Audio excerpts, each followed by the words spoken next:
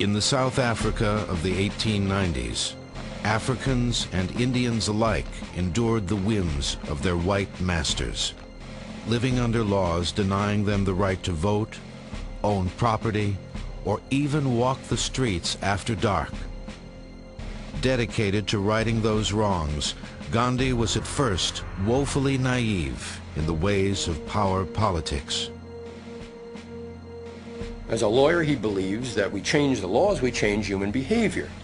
And so from 1893 to 1906, he is bound and determined in the law courts to do something. Now, the problem is that the British are smarter than he is during this time, and every time he changes one law, another law is put into place in order to make the discrimination work in another manner. Victimized by white South Africans, Gandhi resolved to act as a unifying force. He began developing communities of people from different races and religions, all brought together to live as equals.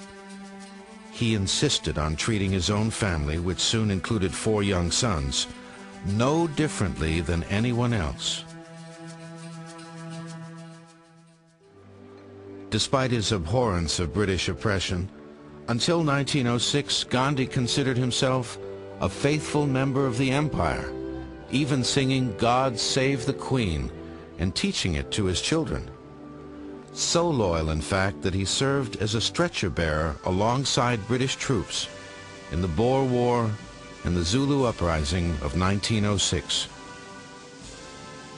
It was actually the experiences in the Zulu War which really brought him very close to inhuman violence, because that was when he realized that this war was not just a war between 2 people, but it was a real massacre. He recoiled as British Gatling guns slaughtered Zulus armed with spears. He saw the pleasure soldiers took in killing, and he collected the shattered bodies of wounded left to die in agony. He begins to think that the Zulus are being dominated by the British in this way. What does domination mean? And he thinks about his own domination in his family, and particularly of his wife. He has been married, age 13, and he has been at times what he calls a cruel, a jealous, a dominating husband. And it's this fascinating mode then of thinking, triggered by the Zulu rebellion, seeing how the British dominating the Zulus, and he takes it within himself, how am I guilty of this dominating kind of behavior? And he says, I'm guilty of it in my own marriage, in my relationship with Kasturba. Within the Hindu tradition is the ideal of a man who has so conquered his sexuality that he achieves a childlike innocence. Only by mastering his own desires, Gandhi decided, could he best serve humanity. At age 37, he took the Hindu vow of brahmacharya, permanent celibacy. So if he was totally pure, then there'll be no impurity, no violence, no aggression around him. In 1906, he immediately followed his personal transformation with a stunning political insight. New laws decreed that all Indians must be registered and fingerprinted. The provisions included having Indian women stripped for white police, so body marks could be noted on the registration form. Incensed, 3,000 Indians met in Johannesburg to plan a course of action. Suddenly, a Muslim merchant stands up and he shakes his fist and he says, "By God, I will go to prison before I obey this law." And Gandhi hadn't thought of this before, had not thought of going to prison. But he knew instinctively that this was the right way to go. And he gets up and he says, we will take a vow to God that we will go to prison and we will stay there until this law is withdrawn. Gandhi's speech sparked off an historically unprecedented act of mass civil disobedience. Following his lead, protesters endured repeated police beatings, bravely accepting their suffering without retaliation. He realized for the first time in his life that when human heart is closed, you can't touch the human head. There is no use reasoning with a person whose heart is full of prejudices. If reason is not enough, violence is not good, what do? And he discovers in South Africa for the first time the method of non-violent resistance. You stand up against your opponent, tell him that you will not give in, but you also reassure him that you will do him no harm. Gandhi coined the term Satyagraha, a combination of two Sanskrit words meaning truth and the pursuit of, to describe his revolutionary concept. The goal of nonviolence was as old as human philosophy. Gandhi's insight was to apply the ideal to practical political situations. Mahatma Gandhi feel in order to implement genuine non-violence, they first, in your own mind, the peace or the spirit of reconciliation must develop.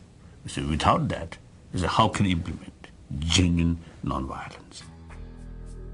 In 1913, General Jan Smuts, the English puppet chief in South Africa, passed laws decreeing Hindu and Muslim marriages invalid. Gandhi jumped on the blunder to inspire a wider revolt. And grandfather typically came home one day and told my grandmother that you are no longer my wife, you are my concubine. And she fled up and said, what are you talking about? And so he explained that this is the law, and so our marriage is no longer recognized, and we are living together illegally. Traditionally, Indian women were restricted to the home. Gandhi attacked such customs as another form of oppression and called on women to shoulder public responsibilities. In one crafty stroke, he had helped to emancipate millions and added a powerful new tool to his arsenal. The marriage laws touched off a national strike. 50,000 indentured laborers took up the cause and walked off their jobs.